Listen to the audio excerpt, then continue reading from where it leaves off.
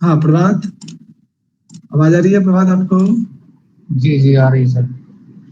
हाँ चलिए प्रभात पढ़िए इसको, फर्स्ट 3 लाइन को, शुरुआत के 3 लाइन को पढ़िए। कृषि पाशु पल्ले वाणिज्य च वार्ता धान्य पशु हिरण्य कुप्य विष्टि प्रदानोपकारिकी तया स्वपक्ष परपक्ष च वशी करोति कोश खंडभ्याम। हाँ देखो, आज हम लोग जो है वार्ता क्या होता है वो पढ़ेंगे और रणनीति क्या होता है इसका विषय। तो यहाँ पे कौटिल्य अर्थशास्त्र या कौटिल्य आचार्य कौटिल्य कहते हैं कि कृषि पाशु पाल्य वाणिज्य च वार्ता। वार्ता क्या है? कृषि, खेती इत्यादि करना, पशु जानवर इत्यादि को पालना, और या फिर व्यापार, बिजनेस इत्यादि करना, वो सब किसके अंतर्गत आएंगे?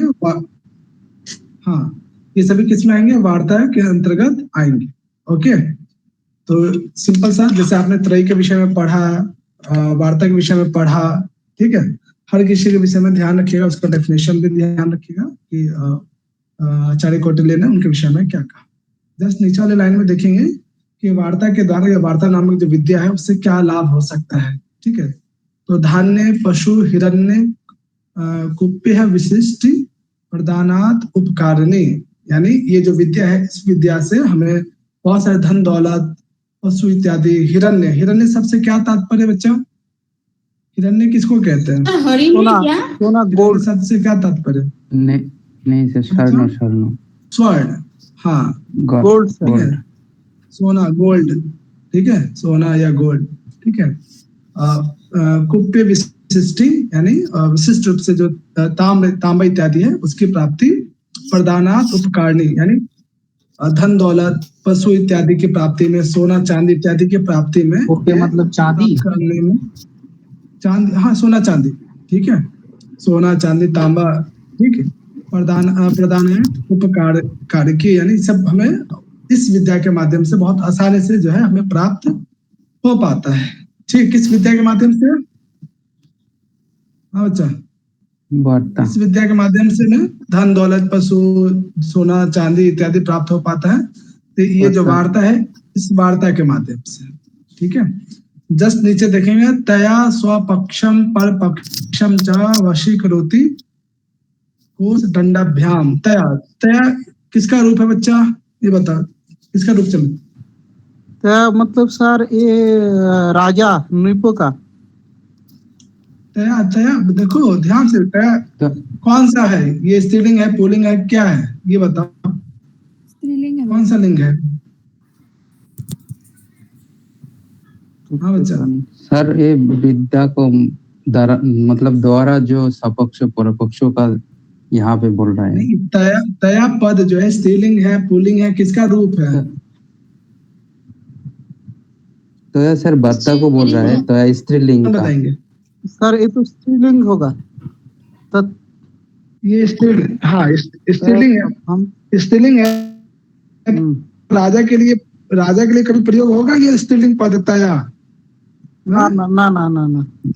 फिर कैसे आपने बोला राजा? बताओ तया पद किसके लिए है? वार्ता विद्या के लिए। हाँ, ये जो वार्ता नामक विद्या, विद्या स्त्रीलिंग शब्द है, वार्ता विद्या, ठीक है। ये भी ध्यान रखिए, अगर आपको ये पता चल जाए कि जो शब्द विशेष है सर्वनाम कौन सा स्त्रीलिंग है या पुल्लिंग है, कौन सा शब्द रूप है उसका, तो वैसे काफी हद तक सही बता पाएंगे। ये कह रहे हैं कि तया यानी इस वार्ता नामक विद्या के माध्यम से स्वपक्षम परपक्षम च, ठीक है, कि कोई भी राजा जो है इस विद्या को यदि अच्छे से जान लेता है, समझ लेता है, वार्ता नामक में भी तया का अर्थ क्या होता है? तया का मतलब यहाँ पे एक सर्वनाम है, वार्ता विद्या के लिए आया है, ठीक है। और ये क्या कहा जा रहा है कि इस विद्या के माध्यम से आप किसी भी व्यक्ति को, चाहे आप आपके कोई शत्रु है कोई दुश्मन है, उन्हें भी आप अपने पक्ष में, ठीक है, उन्हें अपने वश में आप कर सकते हैं।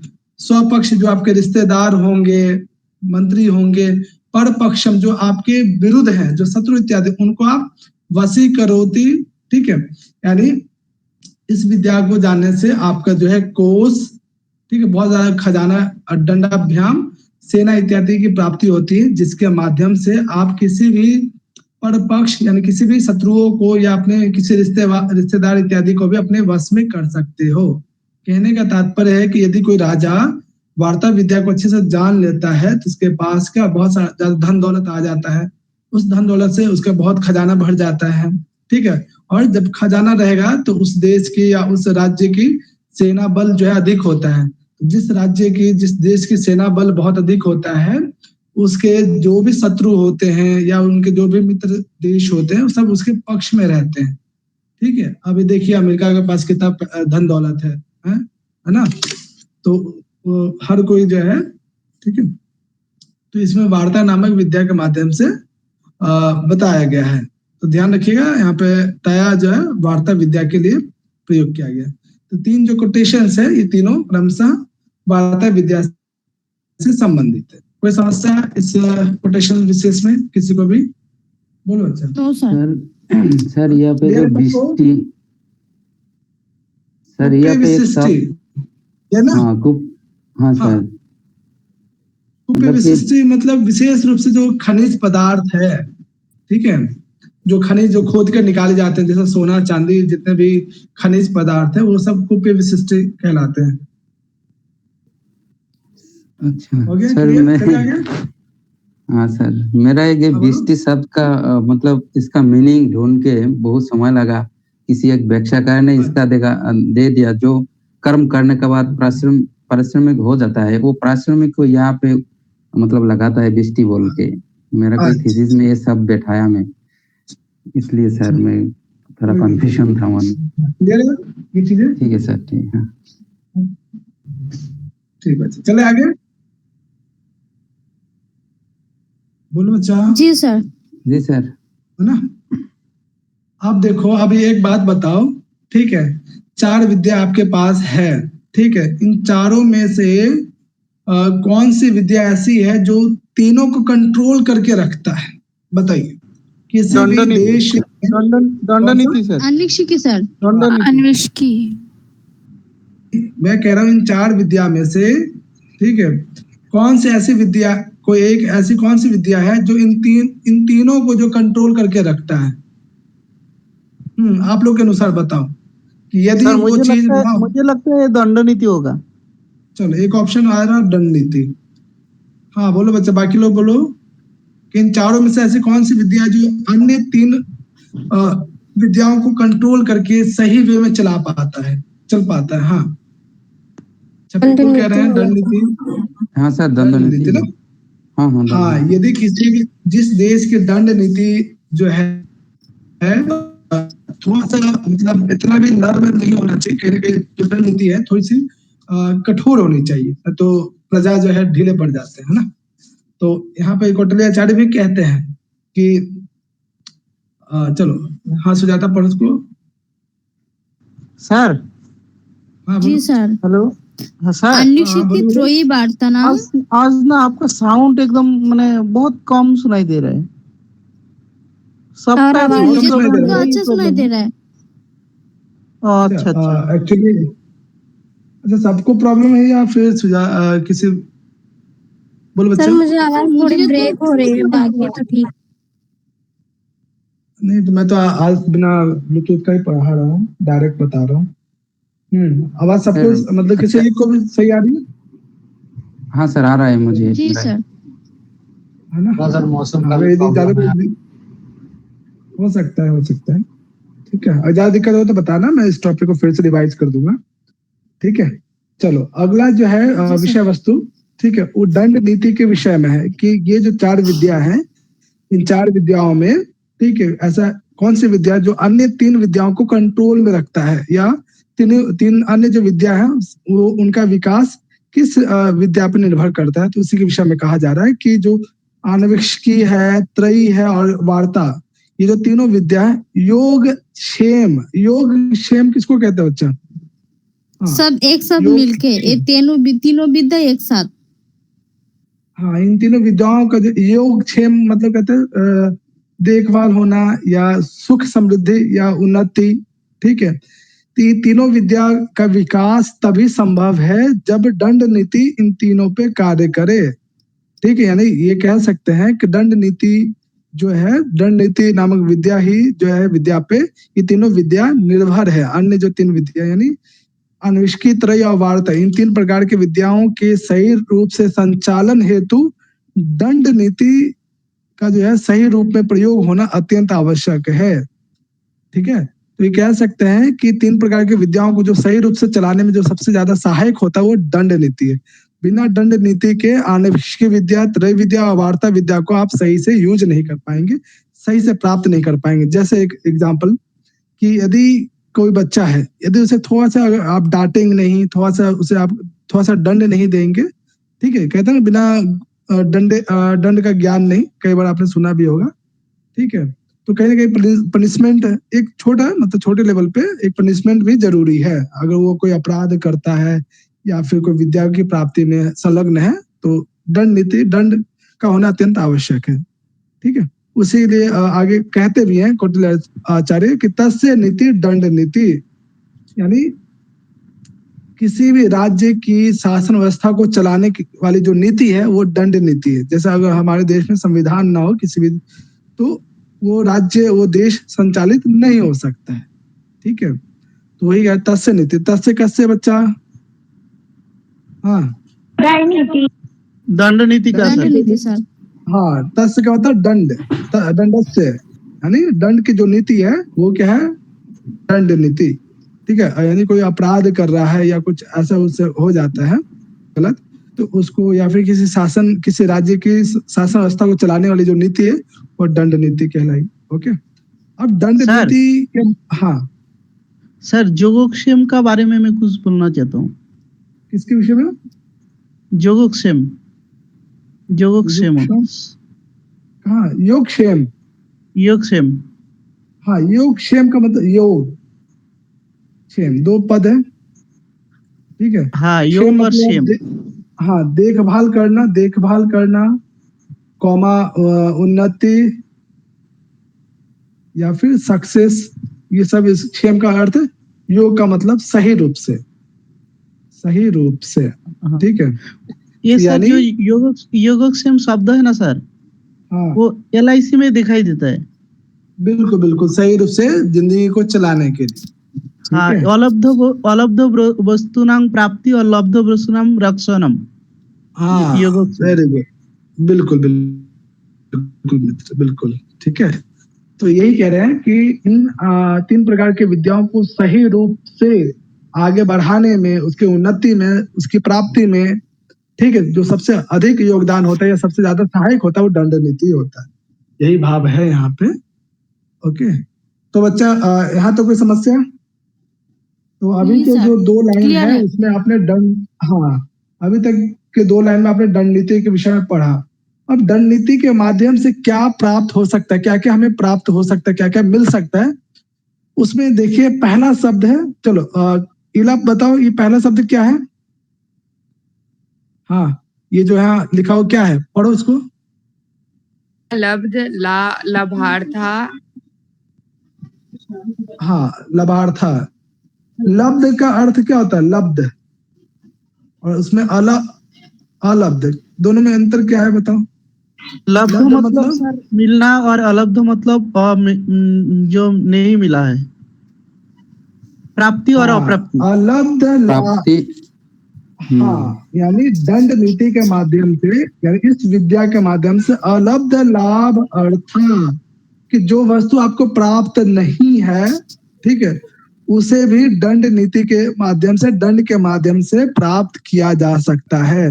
और आपने 3 चतुष्टय उपाय भी आपने सुना होगा। 4 प्रकार के उपाय कौन कौन से हैं? साम दान दंड भेद, है ना, उसमें भी एक दंड आता है ना।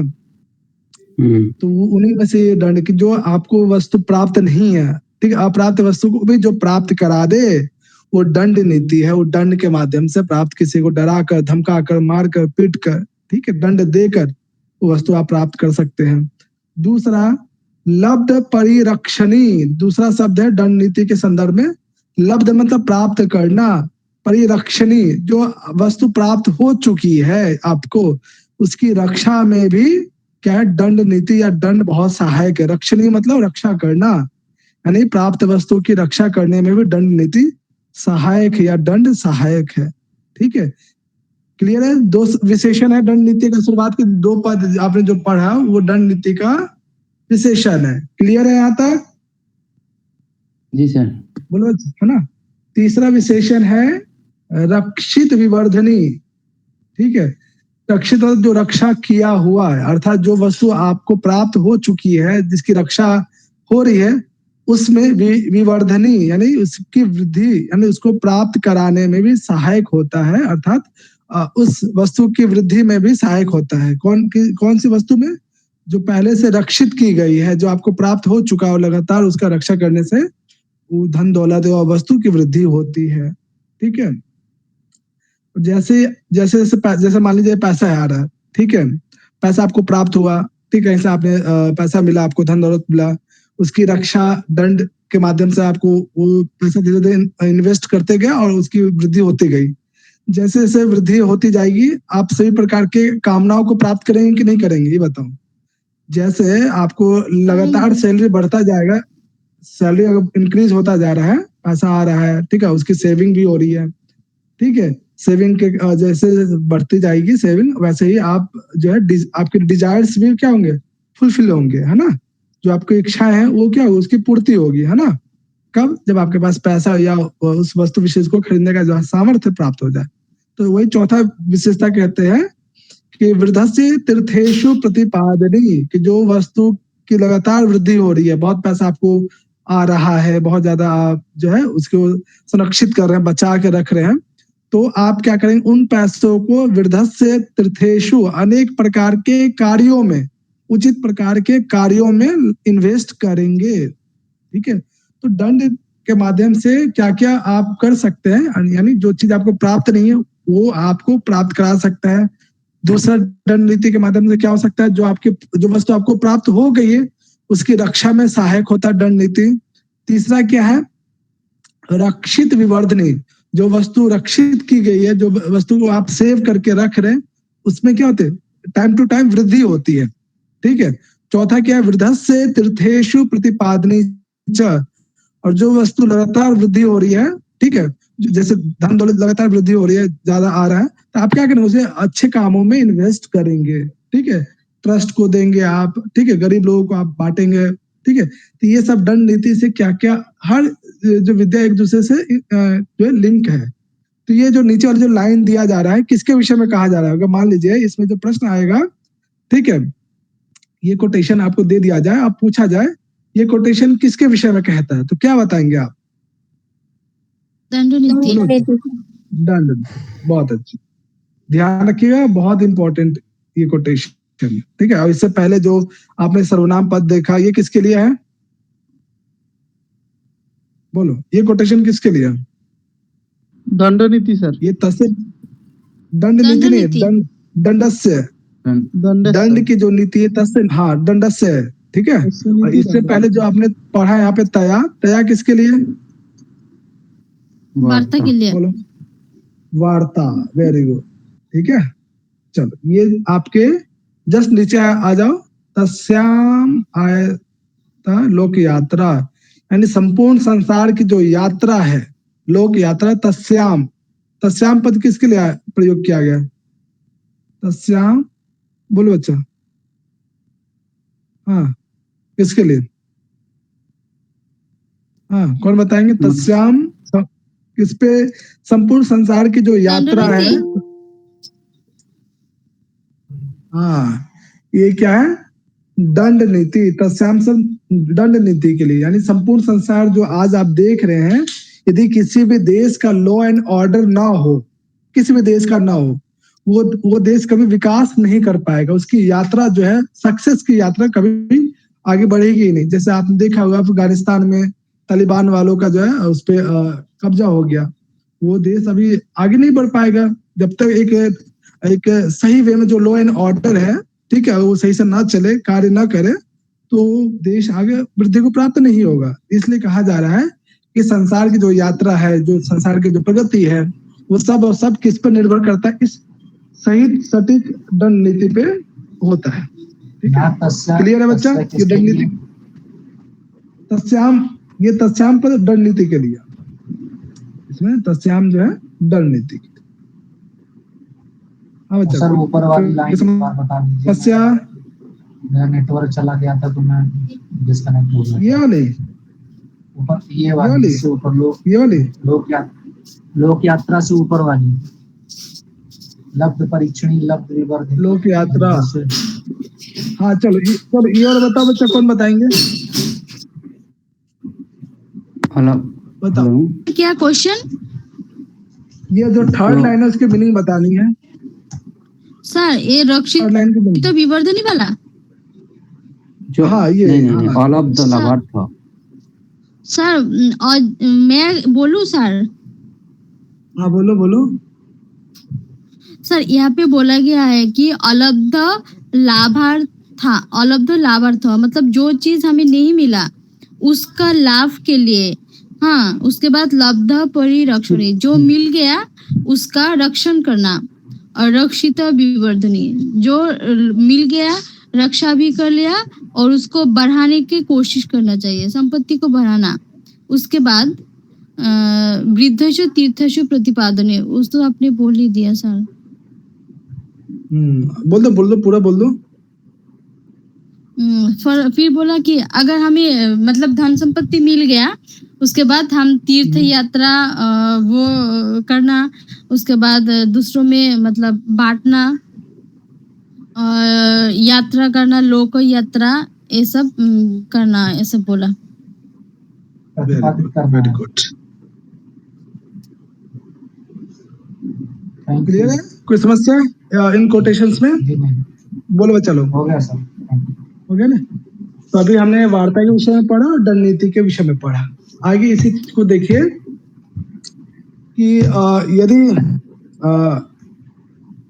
चलो अगला कोटेशन कौन पढ़ेंगे आप लोगों में से? संदीप पढ़ोगे ये कोटेशन?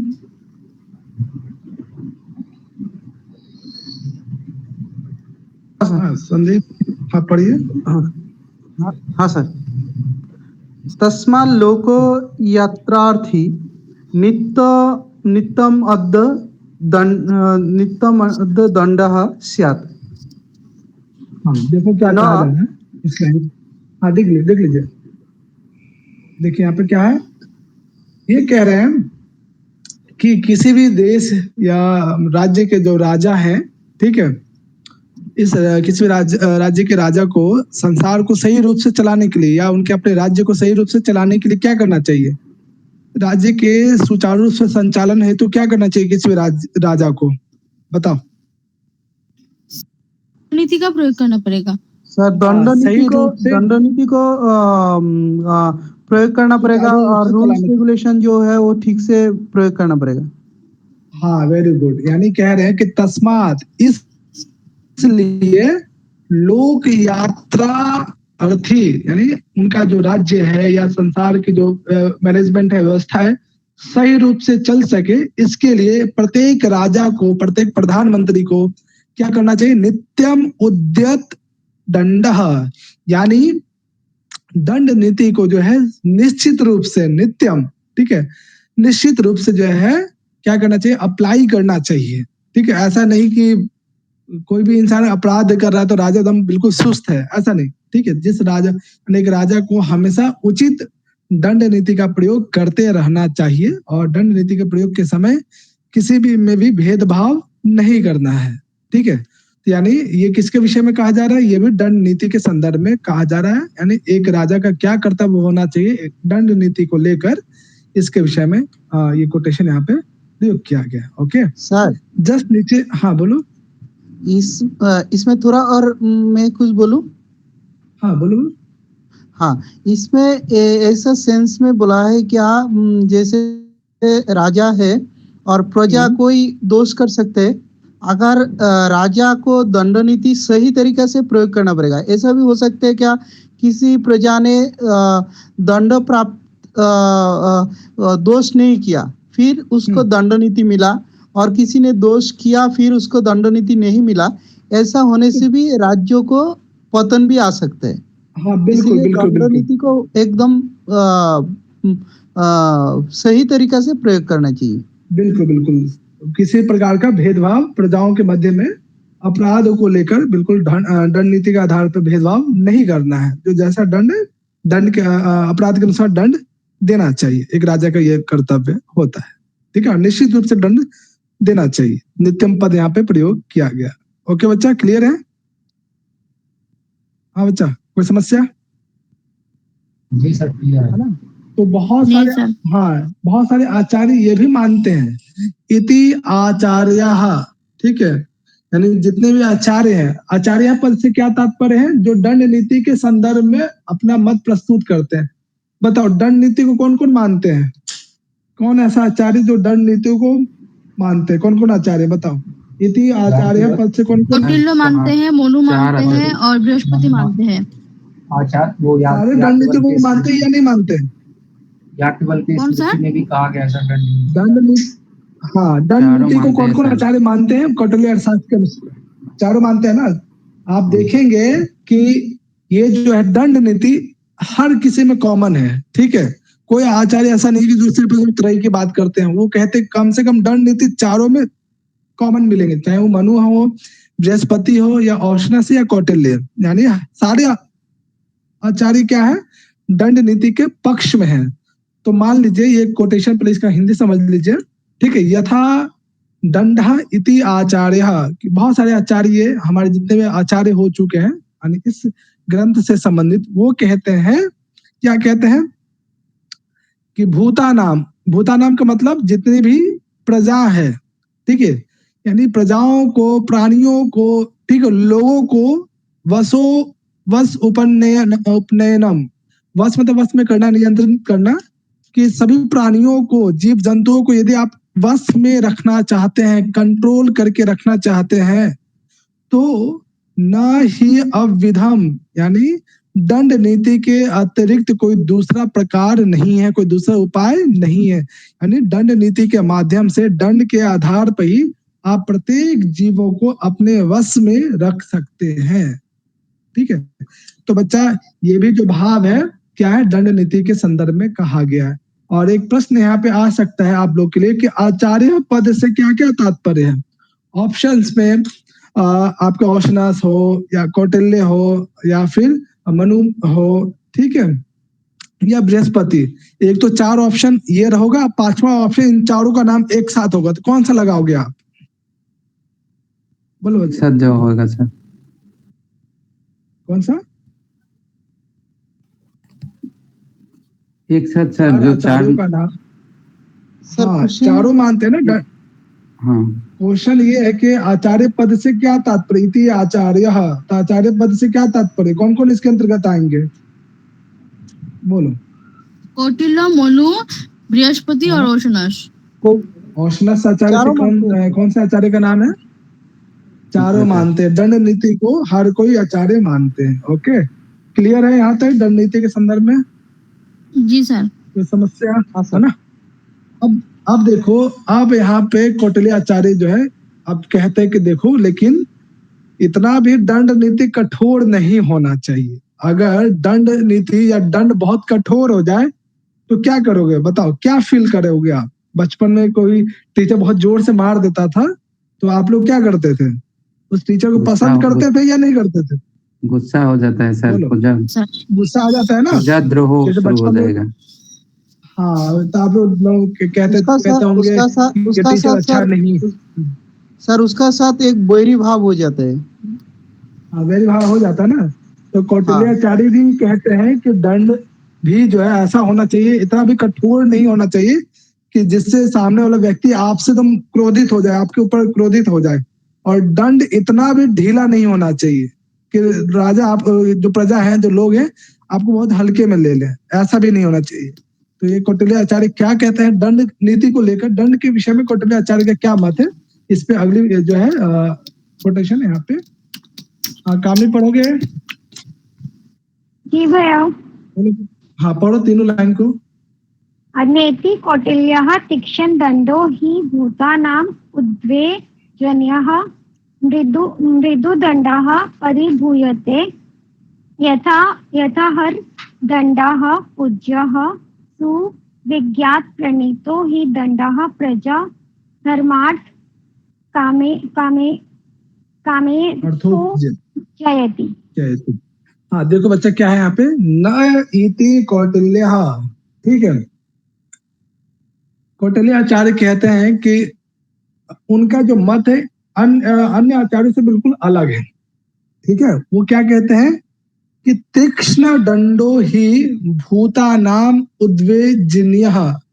तीक्ष्ण दंड, जो कठोर दंड होता है, ठीक है, किसी भी राज्य में अगर कठोर दंड कोई राजा के द्वारा चलाया जाता है तो वहां पे जो भूतानाम, वहां उस देश की या उस राज्य की जो प्रजाएं हैं, राजाओं से क्या हो जाते हैं, राजा से बहुत ज्यादा क्रोधित हो जाते हैं या उनसे बहुत ज्यादा उद्विग्न अर्थात बहुत ज्यादा नाराज हो जाते हैं। जिसमें देश का जो है अगर दंड जो है, दंड व्यवस्था जो है, दंड नहीं तो बहुत ही तीक्ष्ण हो, बहुत ही कठोर दंड का प्रयोग किया जाता हो, तो वहां पे जो प्रजा है अपने राजा से द्वेष करने लगते हैं, ठीक है। ऐसा कौटिल्य आचार्य कहते हैं। दूसरी बात भी क्या कहते हैं, मृदु दंड। मृदु दंड से क्या तात्पर्य बच्चा, मृदु दंड बोलो। इतना सर, कठोर मीडियम। नहीं, स्वल्पो दंड सर। क्या? हाँ, हल्का। मृदु स्वल्प दंड हल्का मतलब दंड। हल्का, यानी और दंड इतना भी ढीला नहीं होना चाहिए, दंड देने में भी ढिलाई नहीं करना चाहिए, ताकि परिभूयते, कहीं ऐसा भी ना हो कि बहुत बड़ा अपराध है लेकिन उसके लिए बहुत छोटा सा दंड दिया जाए, तो वहां के जो प्रजा होंगे, जो लोग होंगे, वो राजा को क्या करने देंगे, हल्के में लेने लगेंगे, ठीक है। फॉर ग्रांटेड उनको फील होगा, ठीक है। तो मृदु दंड भी नहीं होना चाहिए। कैसा होना चाहिए, यथा अर्ह दंड पूज्य, यानी एक जो ना बहुत ज्यादा कठोर और नहीं ज्यादा बहुत ही सरल, ठीक है, जो बीच का है, एक जो है जैसा अपराध उस हिसाब से दंड होना चाहिए, ऐसा ही दंड क्या है, पूजनीय होता है, यानी समुचित, यानी जैसा अपराध है उसके अनुसार ही अगर किसी को दंड दिया जाए वही दंड सबसे उचित दंड होता है, ठीक है। तो ये जो कोटेशंस आप देख रहे हैं, इसमें प्रश्न क्या क्या आ सकता है, ये कोटेशन किसने कहा या ये कोटेशन किसने कहा, ठीक है, ये सर। किसके विषय में कहा जा रहा है। हाँ बोलो। मृदु दंड परिभूयते, मृदु दंड में मतलब बहुत हल्का दंड नहीं होना चाहिए। यथा अर्ह दंड पूज्य, यानी जैसा अपराध है उसके अनुसार दंड देना, या वैसा जैसा अपराध वैसा दंड, यही सबसे श्रेष्ठ या सबसे अधिक पूजनीय है, ठीक है। सर उससे पहले वाला मृदु दंडा परिभूयते, जो सरल दंड होता है या दंड देने में जो ढिलाई करता है, लोग उसकी जो है मजाक उड़ाते हैं या फिर लोग उसे बहुत ज्यादा हल्के में लेते हैं, ठीक है। अगर कोई इंसान बहुत ज्यादा कठोर दंड का प्रयोग नहीं कर, कठोर का मतलब एक उचित दंड का प्रयोग नहीं करता है सामने वाला राजा, वहां की प्रजा क्या हो जाएगी, मतलब सही से मैनेज नहीं कर पाएंगे चीजों को लेकर। इसलिए जो दंड व्यवस्था जो है हमेशा एक लिमिटेशन में होना चाहिए, ठीक है, ना ज्यादा तीक्ष्ण हो नहीं ज्यादा मृदु हो, ठीक है, एक बैलेंस वे में लॉ एंड ऑर्डर होना चाहिए, ठीक है। ओके, क्लियर है बच्चा। हमारे देश में देखो बहुत ज्यादा नहीं तीक्ष्ण दंड है नहीं मृदु दंड है, ठीक है। तीक्ष्ण दंड आप देखेंगे कि सऊदी अरेबिया इत्यादि में, ठीक है, वहां पे जो है अगर चोरी करें तो हाथ, मतलब कहते हैं कि हाथ काट दिया जाता है, तो बहुत ही कठोर दंड है वहां का। छोटे से अपराधी के लिए बहुत कठोर दंड दिया जाता है ना। वैसा भी दंड नीति नहीं होनी चाहिए, ओके। एक बैलेंस, एक बीच का जो रास्ता है, जैसा अपराध उसके अनुसार वैसा उचित दंड देना चाहिए। हाँ क्लियर है बच्चे, ये दोनों लाइन। हाँ सर। जी सर। सर इन सब बातों का हमारे संविधान में प्रभाव है। हाँ बिल्कुल है, बिल्कुल है। हमारे जो भारत की जो संविधान है, जो दंड व्यवस्था है, उसमें जो है फांसी की जो सजा है, बहुत ही हमारे देश में बहुत कम लोगों को फांसी की सजा दी गई है, ठीक है। कोशिश किया जाता है कि बहुत ज्यादा कठोर दंड ना हो, है ना। तो देखो अगला, देखो इसमें लास्ट नीचे वाले लाइन को देख लो। हाँ चलो, कौन पढ़ेंगे इसको, नीतू पढ़ोगे लास्ट वाले लाइन को। मैं पढ़ूं सर। हाँ पढ़ो। सर, सुविज्ञात प्रणीतो हि दंडः प्रजा धर्म अर्थ कामय अर्थ जयति।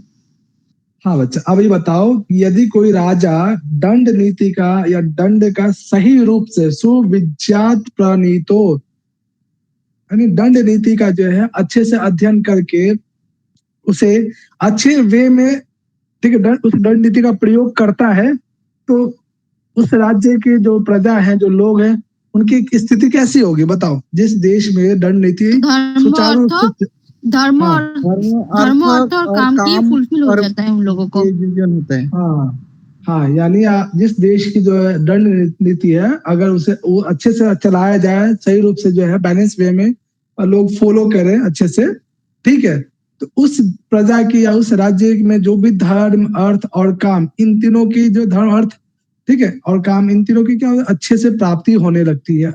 ठीक है, राजा लोग, प्रजा लोग जो है सुचारू रूप से धर्म रूपी कार्यों में लगते हैं। धर्म से अर्थ की प्राप्ति होती है, अर्थ से सभी प्रकार की कामनाओं की प्राप्ति होती है। तो ये दंड नीति की विशेषता है कि दंड नीति से क्या क्या प्राप्त किया जा सकता है। ओके, यहाँ तक किसी को कोई समस्या? सर हाँ बच्चा बोलो। ये जो है ना दंड नीति, ये स्टूडेंट्स के लिए बहुत इम्पोर्टेंट है। अगर एक स्टूडेंट्स को हर रोज दंड दिया जाए तो वो टीचर को सम्मान नहीं करता है। वो ये सोचता है क्या मैं पढ़ाई नहीं करने से मैं दंड देता है, तो मुझे दंड ही देगा, तो पढ़ाई करके मेरा क्या फायदा है। इसके लिए वो दंड कभी मृदु भी होना चाहिए, कभी उसको वो भी देना चाहिए, कभी भी फिर दंड भी देना चाहिए, तब जाके वो स्टूडेंट्स प्रॉपर लाइन में पड़ेगा।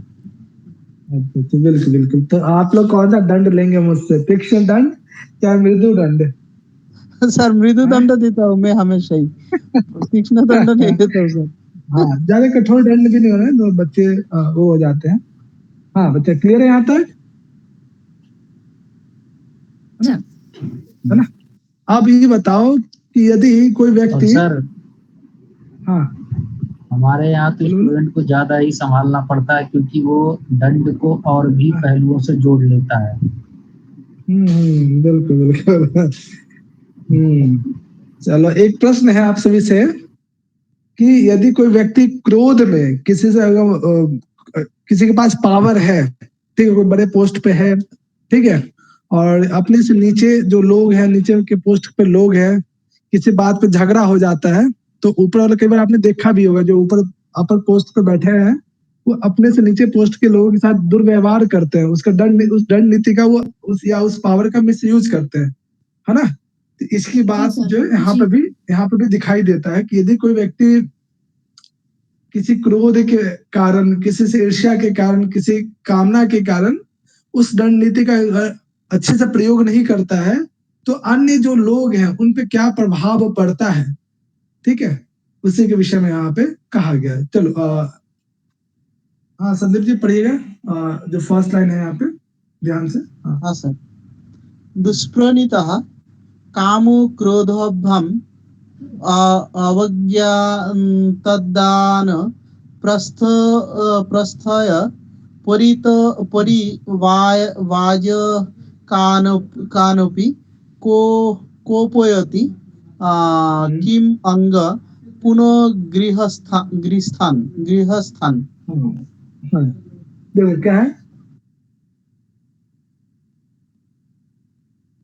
क्या है, दुष्प्रणीता शब्द है कि यदि दंड नीति को बुरे विचार से, ठीक है, मुझे इससे बदला लेना है, सामने वाले ने मुझे जो है कुछ कह दिया है, और उस व्यक्ति विशेष के पास बहुत ऊंचे पोस्ट पे कोई व्यक्ति है, ठीक है, वो क्या करेगा, अपने उस दंड नीति का गलत इस्तेमाल करेगा। वही कहा जाए दुष्प्रणीता, यदि कोई व्यक्ति, ठीक है, दुष्प्रणीता यानी बुरे विचार से, या फिर काम क्रोधाभ्याम अज्ञानात्वा, ठीक है, काम की भावना से या गुस्से में आकर, ठीक है, या फिर अज्ञानता, ठीक है, कोई जो बुरे विचार से या फिर किसी से बदला लेने के मकसद से, या फिर काम के भावना से, या क्रोध के कारण, या अज्ञानता के कारण यदि गलत दंड नीति का प्रयोग करता है, तो ऐसी स्थिति में क्या होता है, वानप्रस्थ परिवाजकान अपि।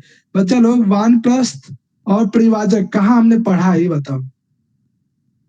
वानप्रस्थ और परिवाजक इससे पहले पढ़ा था चैप्टर में।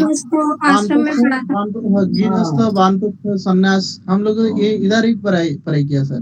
हाँ, कल ही पढ़ा था, परसों ही पढ़ा था। यानी ये कह रहे हैं कि यदि कोई व्यक्ति बुरे विचार से या काम की भावना से या क्रोध के कारण या अज्ञान गलत दंड नीति का प्रयोग करता है, गलत दंड का प्रयोग करता है, तो ऐसी स्थिति में जो वानप्रस्थी और परिवाजक लोग हैं, ठीक है, वो भी क्या हो जाते हैं, कोपयति। कोपयति मतलब बोलो अच्छा। गुस्सा आना। गुस्सा आना। यानी किसी राज्य में या कोई लोग जो बुरे विचार से या कोई काम की भावना से या क्रोध के कारण या अज्ञानता के कारण गलत दंड नीति का या दंड का प्रयोग करता है, तो वानप्रस्थी और परिवाजक जो लोग हैं वो भी कोपयति, वो भी गुस्सा या क्रोधित हो जाते हैं।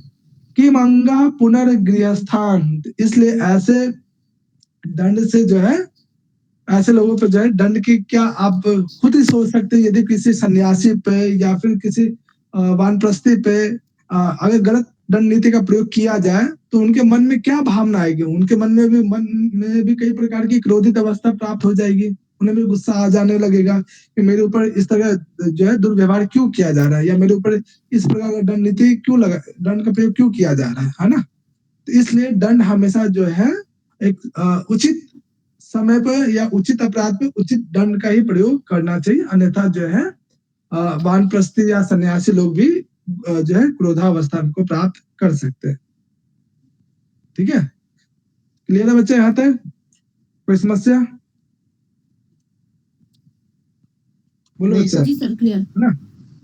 अब एक प्रश्न है कि यदि किसी देश में अगर दंड नीति का प्रयोग हो ही ना हो, या किसी देश में दंड नीति या फिर कोई लॉ एंड ऑर्डर ही ना हो, तब ऐसे देश में, ठीक है, क्या हो सकता है बताओ? ऐसे देश की स्थिति क्या होगी बताओ? अराजकता, कोई किसी को मानेगा नहीं। अफगानिस्तान सर, तालिबान का तरफ हो जाएगा।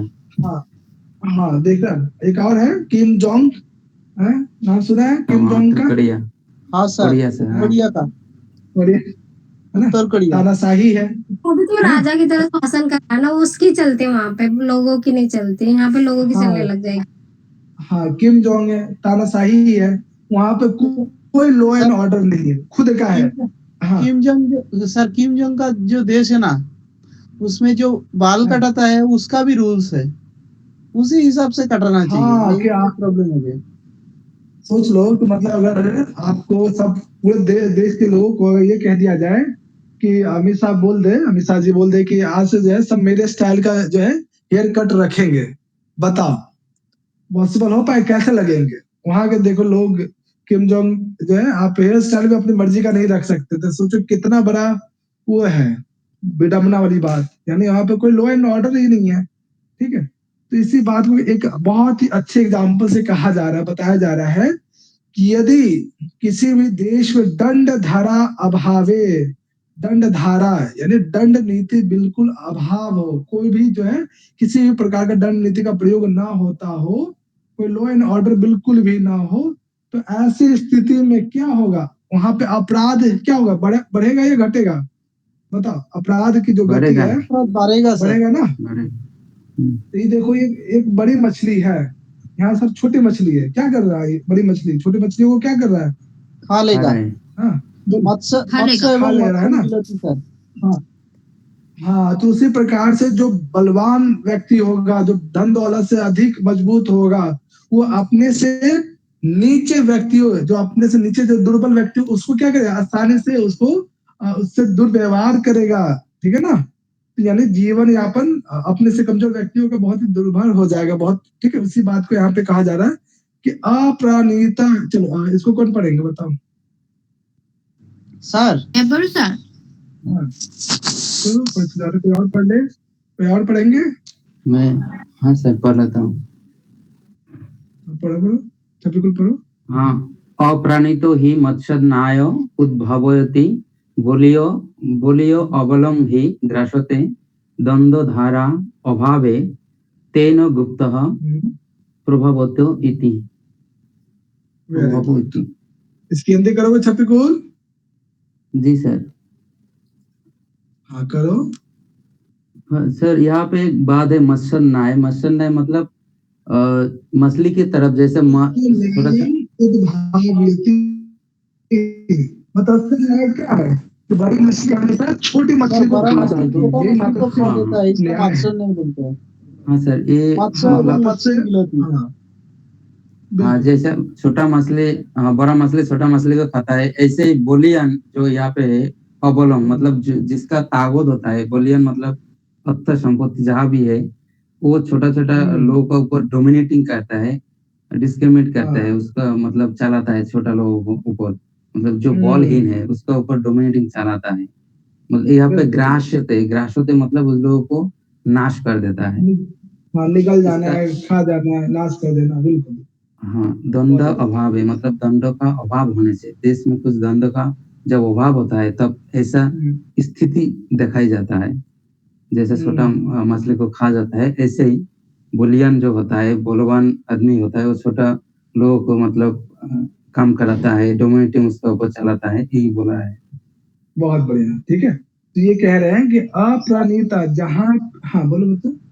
सर इसका प्रॉपर एग्जांपल अभी मेरा स्टेट में है, वेस्ट बंगाल में है। अच्छा 15 वेस्ट में बंगाल में है। नहीं नहीं नहीं, ऐसे कुछ बात नहीं है, हर जगह दुनिया में हर जगह में ऐसा चलता है। हाँ स्पेशली नहीं कह सकते, हर जगह कहीं ना कहीं आपको दिखेगा, ठीक है। हाँ, तो अच्छा, जो देखो यहाँ पे क्या, मोनू हाँ भी बोलो बोलो। ऐसा बात बोला हाँ मनुस्मृति तो में देखो ऐसा क्या, बात। बिल्कुल दो पद है, अप्रणीतः और दंड धारा अभावे, कि जहाँ पे सही रूप से दंड नीति का प्रयोग नहीं हो पा रहा है, या फिर बिल्कुल दंड नीति है ही नहीं, अभाव है, तो वैसी स्थिति में क्या होता है, मातस्य न्यायम उद्भावयति, मत्स्य न्याय उत्पन्न हो जाता है। मत्स्य न्याय क्या है कि हमेशा बड़ी मछली जो है छोटी मछली को खा जाती है, ठीक है। उसी प्रकार से बलियान अबलम ही ग्रसते, हमेशा बलवान व्यक्ति अपने से अबल, अपने से कमजोर व्यक्ति को ग्रसते, ग्रास करता है, अर्थात उसका जो है शोषण करता है, यदि दंड नीति सही से प्रयोग ना हो तो, या दंड व्यवस्था बिल्कुल ना हो तो, ठीक है। इसके विपरीत क्या है कि तेन गुप्त प्रभव,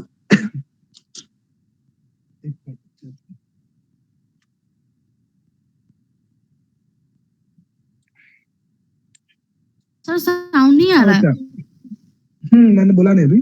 हाँ देखो यहाँ पे क्या है, तेन गुप्ता प्रभवती इति, तेन गुप्ता, लेकिन वही यदि कोई व्यक्ति कोई दंड दंड नीति का सही से इस्तेमाल करने वाला जो राजा है, तो ऐसे राजा के साथ जो दुर्बल व्यक्ति भी है वो भी प्रभवती दिखाई देता है। कैसा दिखाई देता है, बलवान दिखता है, बोल अर्थात सबल यदि, हो जाता है। हाँ सबल दिखता है, अर्थात यदि राजा जो है अपने यहाँ अपने राज्य में सही से दंड नीति का प्रयोग करता है, तो तेन गुप्ता यानी उस राजा के द्वारा यदि दंड नीति का गुप्ता पूर्ण रूप से सही रूप से जो है प्रयोग कर पाता है, तो ऐसी स्थिति में प्रभावती यानी जो दुर्बल प्रजा है या दुर्बल लोग हैं वो भी बलवान जैसा या स्ट्रांग जैसा फील करता है, उन्हें लगता है कि सर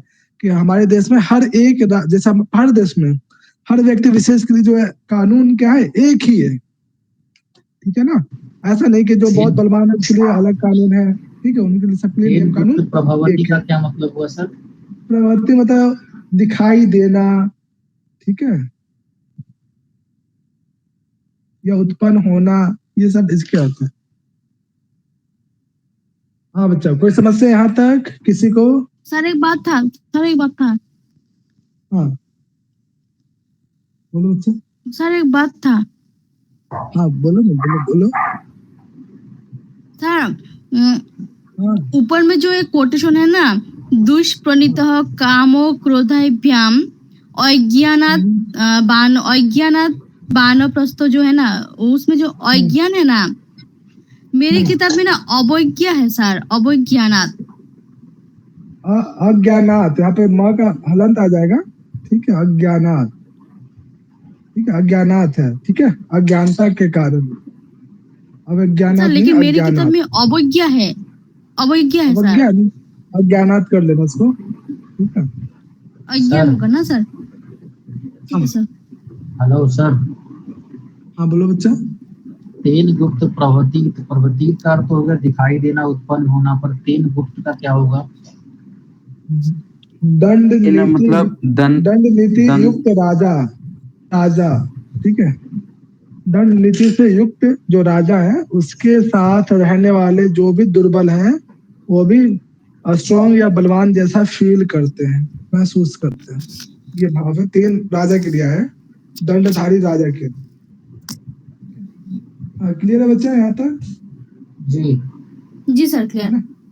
अब ये बताइए कि जिस देश का, ठीक है, राजा जो है, ठीक है, मान लीजिए जिस देश में जो राजा है वो सही से दंड नीति का प्रयोग करता है, तो वहां पे जो वर्ण व्यवस्था है, 4 प्रकार की जो वर्ण व्यवस्था है, ब्राह्मण, क्षत्रिय, वैश्य और शूद्र, ठीक है, ये सभी अपने अपने धर्म विशेष को, अपने अपने कर्तव्य विशेष को करेंगे या नहीं करेंगे, ये बताओ। करेंगे सर। करेंगे ना? हर किसी हाँ, और इससे क्या होगा, सारा संसार जो है, हाँ करेंगे ना। तो यही बात यहाँ पे अगले कोटेशन में कह रहे हैं कि यदि कोई राजा के द्वारा जो शासित जो राज्य है, उस राज्य में जो 4 प्रकार के वर्ण है, आश्रम है, ठीक है, यदि राजा दंड नीति का सही इस्तेमाल करता है तो उसका क्या प्रभाव पड़ता है, उसके विषय में अंतिम कोटेशन में कहा गया है। चलो अभी कौन नहीं पढ़े एक बार भी? नीतू पढ़ोगी? मैं पढ़ूं? हाँ पढ़ो नीतू। ठीक है सर।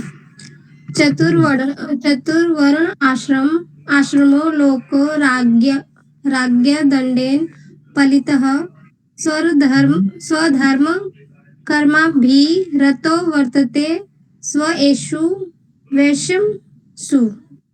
हाँ बच्चे देखो क्या कहा जा रहा है कि राज्ञः दंडेन पालितः, कि यदि कोई राजा जो है दंडेन, किसी भी दंड व्यवस्था का या लॉ एंड ऑर्डर का सही से पालन करवाता है, सही से लॉ एंड ऑर्डर का जो है यूज करता है, तब लोगों को यानी संसार में क्या है, सभी चीज अपने अपने ढंग से हो पाता है, सुचारू रूप से चल पाता है।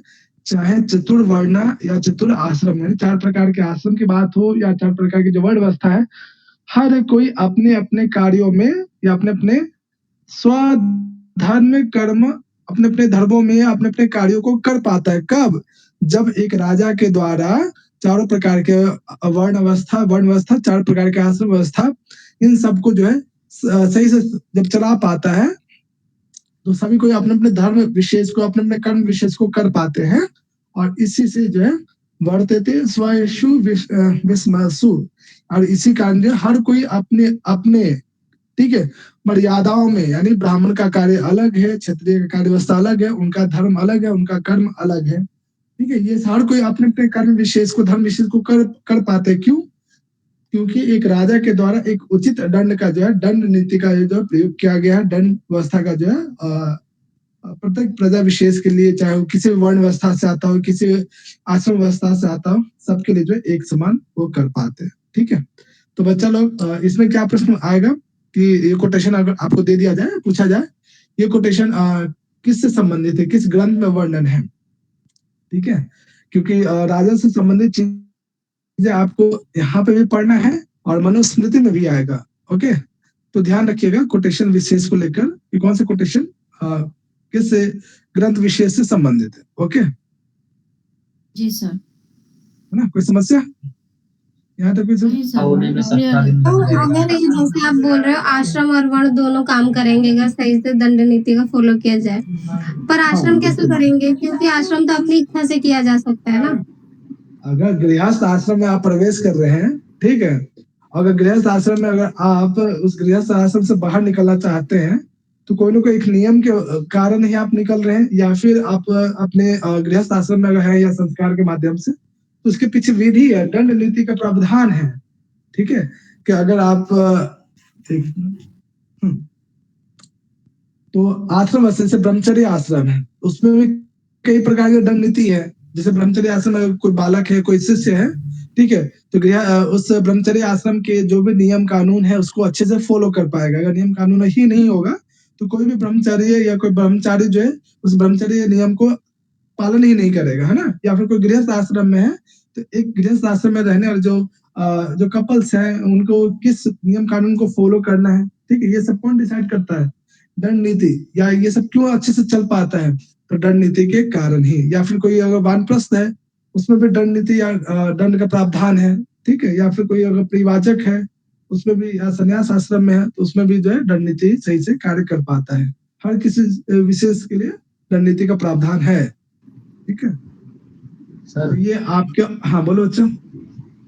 वर्तते स्वेषु वेशेषु में क्या अर्थ है? स्वेषु अपने अपने विस्मेषु अपने अपने कार्यों में संलग्न रहेंगे और अपने अपने मर्यादा अर्थ विस्मेषु को मतलब मर्यादा, अपने अपनी सीमाओं में ही रहेंगे। सीमा, ठीक है, सीमाओं का उल्लंघन नहीं करेंगे, यानी जिनका जो कार्य विशेष है वो अपने अपने कार्य विशेष को कर पाएंगे, ठीक है, ये अर्थ। हाँ चलो, कोई समस्या यहाँ तक? No sir. नहीं सर। है ना? ये आपका वार्ता और दंड नीति के संदर्भ में है। ज्यादा कोटेशन तो दंड नीति से ही है, ठीक है। कल हम लोग इसके बाद का जो विषय वस्तु है वो हम लोग पढ़ेंगे, ठीक है। चलो, कोई प्रश्न दंड नीति इससे संबंधित? सर इसमें जो है जो 20 चैप्टर है पूरा, हाँ, तो उसमें प्रत्येक चैप्टर में 1 दिन लग जाएगा। नहीं ज्यादा नहीं। अब मैं कल से 2 टॉपिक पढ़ाऊंगा, ठीक है, 2 या 1.5, क्योंकि लंबा लंबा कोटेशन है इसमें, ठीक है। भैया अच्छा, कल मतलब वाली लगेगा। वीडियो अपडेट कर दी आपने जो परसों कराया था? नहीं, उसमें शायद आवाज का प्रॉब्लम आ रहा था। मैं इसको देखूंगा रिकवर कहीं उससे हो पाए, ठीक है, तो मैं अपलोड कर देता अब तक, ओके। तो कुछ आवाज का प्रॉब्लम आने लगा है, देखता हूँ उसको देख कर, ठीक है। हाँ बता।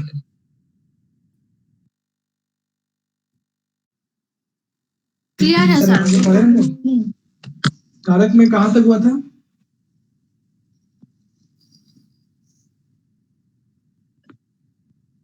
अब तो कारक में बताओ कहाँ तक हुआ था?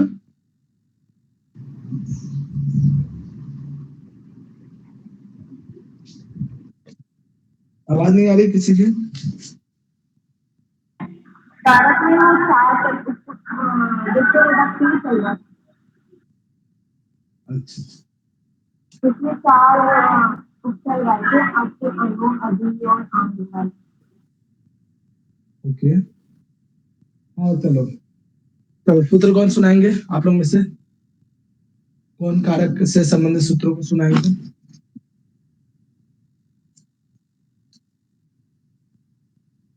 बोलो, कौन सूत्र विशेष को सुनाएंगे? अभी तक जितना भी हम लोगों ने सूत्र पढ़ा है।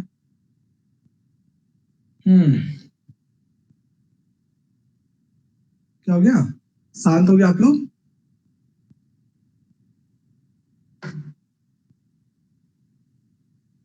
चलो, हाँ हिला, सूत्र सुनाओ सारे, जितना भी अभी तक हम लोगों ने पढ़ा है। हाँ हिला। प्रातिपदिकार्थ लिंग वचन परिमाण मात्रे प्रथमा संबोधने च कर्मणि कर्तुरीप्सितं कर्म कर्मणि द्वितीया तथा युक्तं तानिप्सितं आकथितं च अभिनिवश्च उप अन्य वशः। सर एक भूल गया बीच में। एक भूल गए? चलो कोई बात नहीं, कोई नहीं। हाँ ठीक है, सुनाओ सूत्र सुनाओ, अभी तक जितना भी हम लोगों ने पढ़ा है।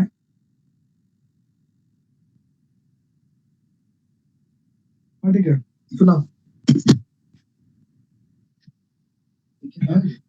चलो कामनी सुनाओ, सूत्र सुनाओ।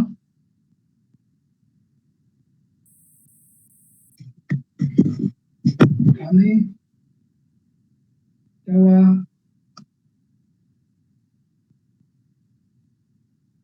क्या हो गया बच्चा? कोई नहीं सुनाओगे आप लोग मुझसे?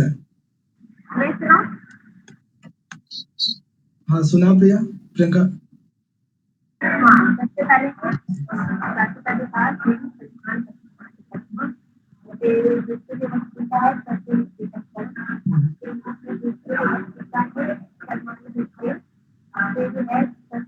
क्लियर नहीं आ रहा है सर। प्रियंका हाँ प्रियंका आपकी आवाज सही से आती नहीं है, मतलब नेटवर्क इशू है क्या?